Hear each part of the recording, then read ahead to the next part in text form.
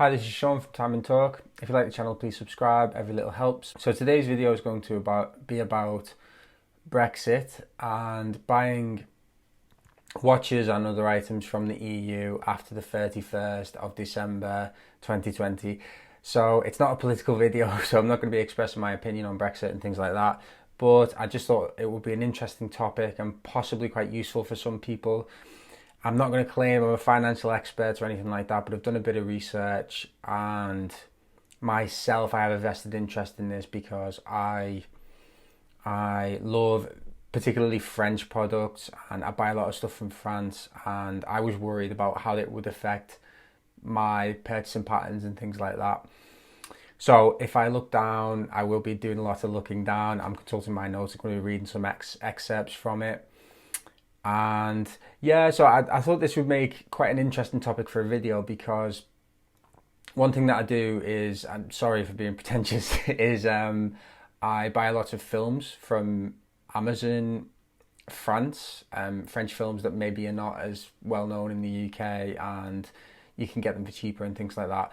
So I bought a DVD and it didn't come, and I contacted the company. I thought it would be to do with Brexit, but it turns out it wasn't. So that got through fine. That was just after. Also, a French shoe brand called Paraboot. I was interested in buying a pair of Paraboot shoes. It's a French company. I contacted the company and they actually said, we're not shipping to the UK anymore directly because of customs charges. And I thought, okay, that's a bit disappointing from my perspective, but also that could have a knock-on effect on other products, and other companies might decide not to trade with the UK customer anymore, which is, could be disappointing for quite a lot of people. Also, on the desk in front of me, things like beer from the EU, it might end up costing more and being more difficult to get hold of and things like that. So I thought it'd be an interesting topic for a video. Obviously primarily focused on watches in this case, but a lot of the examples are actually not watches. They're to do with clothing and things like that, which is obviously probably one of the main things that people will buy from the EU. So basically, as I said, I'm not an expert, but I think I've got a handle on most of it. At the end, I will ask a question myself, and maybe some of you guys will know more about this than me and be able to answer my question. Maybe it's me being a little bit silly. But basically, there's a threshold. So companies now from the EU actually have to register with HMRC to pay VAT at the UK rate in the country that they operate in. So the threshold before which that applies is £135. So basically, if you go on a website, you buy a product, the VAT should be added at the point of sale if it's less than £135, and there should be no difference. But bear in mind that apparently a lot of companies did not know that, or have just carried on as normal, and people have been getting bills for things less than £135. So I read an example in The Guardian that said someone had bought, running clothes, a pair of running shorts or something from a company in the EU, and being given a bill for £19, I think it was. That's obviously like 60% of the overall total, so it makes no sense to buy a pair of running shorts from the EU now if you're going to be hit with a 60% of the cost again bill. But also, some other companies have just decided not to bother shipping to the UK, and under £135. But also, companies have decided to not bother over that because it's even more complicated. Like the example of Paraboot that I said before. So, like I said, anything below £135, it should be pretty much the same as normal. The VAT will be added before, at the point of sale, and then it will be shipped as normal, and you will get your package as normal. Obviously, that requires the company to know that they have to register with HMRC and things like that, and that might take a little bit of time for companies to actually know these things. But I have bought something from a company from the EU. Actually, my wife has, and it was completely normal. I think probably some of the bigger companies will be better at it. Amazon, Lacoste, the major labels, if you like. But anything below £135 should be pretty much as normal with VAT added at their end. Obviously, that could incur a hike in price with 20% being added onto the previous price. This is the question that I have, and hit me in the comments and tell me if you know why this is or whether this is the case. I would have imagined, and I was just on the HMRC website just then, just to clarify this, you shouldn't be paying VAT twice. So anything that's imported, VAT should be subtracted from the original amount and then added at our end if it's over £135. I've checked as far as I can the prices before Brexit and post Brexit, and there doesn't seem to be any lowering of prices of things above £135. Am I being stupid? I don't know, but I would imagine that products would get cheaper below that, above that amount, and then we would have to pay the VAT at our end, but it doesn't seem to have happened. So perhaps we might be paying VAT twice, or things have just gone up in price for no reason, if you like. But anyway, so £135 below should be pretty much identical, but it does get more complicated over £135.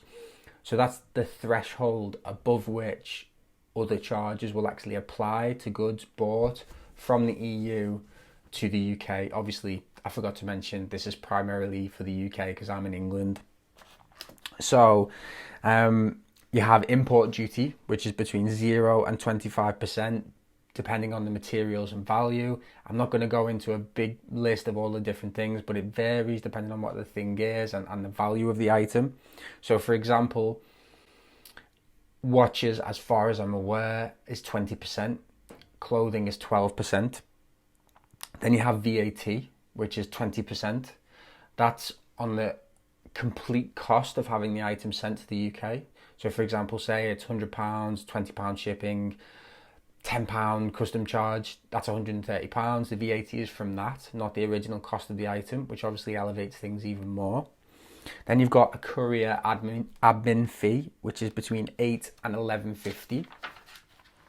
So an example given that I read before was if you bought a £200 coat from the EU, you would have 12% customs duty, which is £24, 20% VAT, which is £44.88, £11.50 courier fee, which would increase the cost of the £200 coat by £80.30, 40% more, cost 40% more.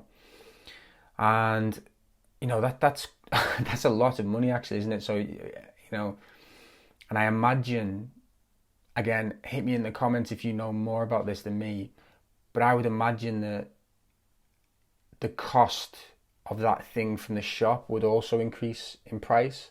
So it's actually a disincentive for the UK customer to buy products from the EU. So for example, choose a brand that I buy quite a lot of, so Lacoste. I imagine their products will go up in price because they would incur all of those costs to bring the things into the country.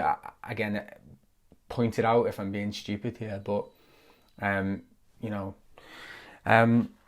Lacoste actually have on their website, they actually point out what will happen if you buy something over £135. So it basically says it will be without VAT and 12% will be added to the courier company that they use, which is DHL, and you will have to pay DHL before they actually deliver it to you.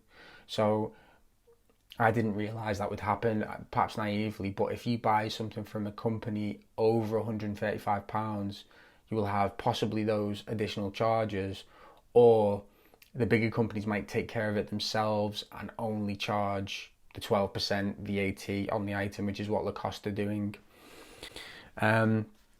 I didn't actually know this as well, but one thing that we used to have in the UK between obviously UK sellers and other sellers in the UK was something called a margin scheme. So if you wanted to sell a pre-owned watch and you sold it, you would only pay the VAT on the profit that you made. So say, for example, you made £1,000 on the watch, you would pay £200, which is 20% of 1,000.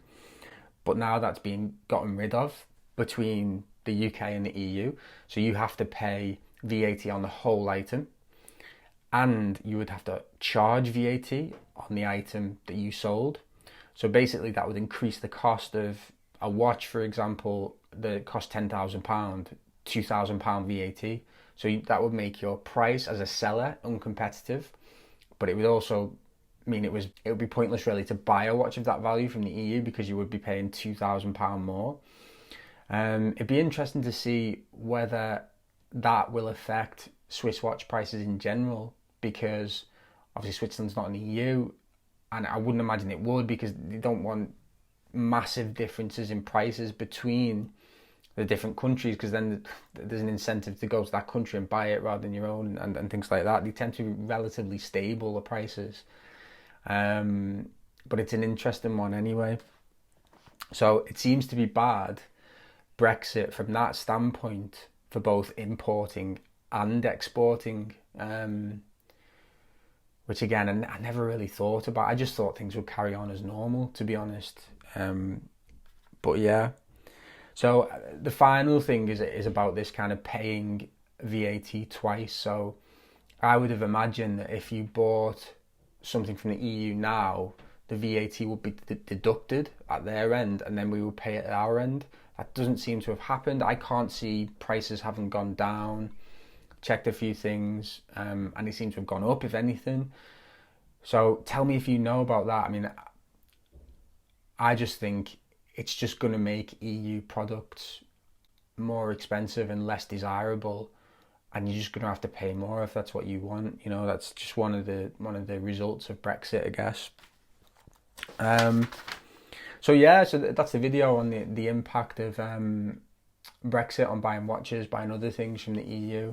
The main thing is anything below £135 should be pretty much as normal if the company have registered with HMRC and they know about the changes. Anything above £135 could end up being a lot more expensive depending on the value. I've read stories of people buying bicycles from a dealer in the EU and having to pay a couple of £1,000 to have it sent to them. You know, and what's the point in that? You might as well just search for it in the UK, or you might have to buy something cheaper. But yeah, tell me if you know any more about it than me, if you've had any experience, and if you can answer my question about the paying VAT twice thing. Thanks very much for watching. Bye bye.